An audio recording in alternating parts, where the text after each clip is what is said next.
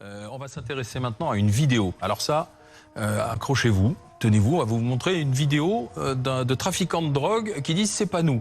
Mais pas pour le trafic de drogue, ils se dédouanent de toute autre chose. Cette vidéo publiée sur les réseaux sociaux émane de DZ Mafia, bande de trafiquants qui sévit sur Marseille. Elle est en guerre avec le gang des Blacks et Yoda.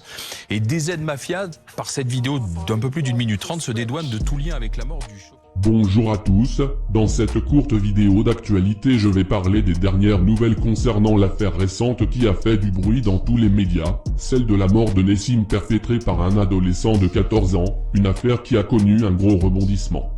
Effectivement, pour la première fois dans le grand banditisme français, la DZ Mafia a diffusé une vidéo publique d'environ 1 minute, une vidéo dans laquelle le cartel marseillais nie toute implication dans la mort de Nessim, et également dans la mort de l'adolescent de 15 ans tué par les jeunes de Félix Piat. Dans cette vidéo, on apprend donc que la DZ Mafia n'avait aucun rapport avec l'homme se faisant appeler le H, celui qui a envoyé les 2 mineurs au casse-pipe dans la cité de Félix Piat. La DZ nie donc toute implication dans cette histoire, qui, selon eux, a été faite pour ternir leur image. Concernant le dénommé H, cet individu au profil trouble serait originaire de la ville de Colombes, dans la banlieue parisienne. Il aurait été victime de violences durant son enfance, puis serait rentré dans la délinquance, notamment dans le trafic de drogue, pour ensuite atterrir dans la ville de Marseille, où il a fini incarcéré dans la prison de Luynes. Cet homme aurait déjà envoyé un jeune tueur à gages commettre un règlement de compte à Marseille en juin 2023. Le jeune tueur, âgé de 16 ans, et surnommé 13, avait été envoyé par le H pour exécuter 2 personnes à bord d'une Mercedes. Cependant, une fois sorti dans la rue habillé en commando et armé de la Kalachnikov fournie par H, 13 serait tombé sur un passant, le passant ayant vu que 13 portait une arme, il tente alors de le désarmer avec un couteau qu'il avait sur lui, mais le jeune tueur ne se laisse pas faire, s'ensuit une lutte entre le passant et le jeune tueur, qui finira par prendre la fuite. Comme dans l'affaire de Nessim, quelques minutes après cet événement, le H a décidé de balancer son propre soldat, se réclamant là aussi encore de la DZ Mafia.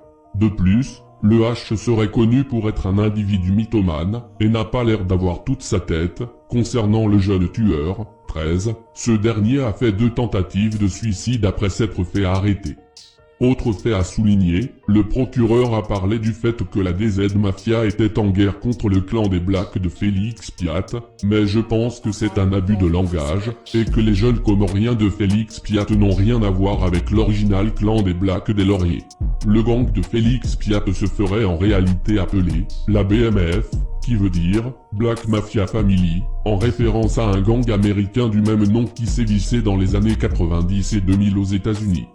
La BMF de Félix Piat est donc bel et bien en guerre avec la DZ Mafia, mais cela n'a rien à voir avec le clan des Blacks des Lauriers, mais cela ne reste que mon avis. La BMF était aussi en conflit avec le clan de Marignane aux alentours de 2022. Pour finir cette courte vidéo, hier a eu lieu la salade de Genéza de Nessim, une prière qui a réuni plus d'1 centaine de personnes, ce qui montre qu'il était énormément apprécié dans la communauté. Même si la DZ Mafia n'est pas impliquée dans cette histoire, la réalité est que le nombre de personnes innocentes qui meurent dans ces histoires de drogue ne cesse d'augmenter d'année en année. L'année dernière on a eu le petit Fayed à Nîmes, l'Arbi à la Busserine, la mère de famille Charlotte au Vieux Moulin. Et je peux en citer encore beaucoup. C'est ça qui est le plus choquant, que toutes les victimes qui sont décédées dans ces guerres inutiles de la drogue reposent en paix.